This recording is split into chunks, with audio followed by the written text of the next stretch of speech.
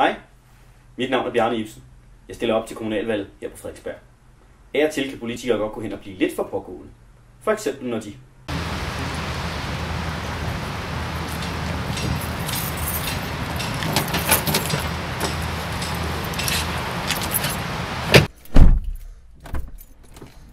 Undskyld, hvad laver du? Hej, har du tænkt dig at stemme til kommunalvalget? Ja, men du kan ikke være her. Det er helt fantastisk. Vil du ikke komme ned til Rådhuspladsen? Så kan jeg fortælle dig lidt om Populistisk Folkeparti.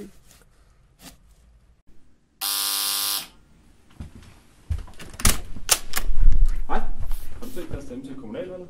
Ja, selvfølgelig. Godt, så har jeg noget for dig. Hey, hold da op.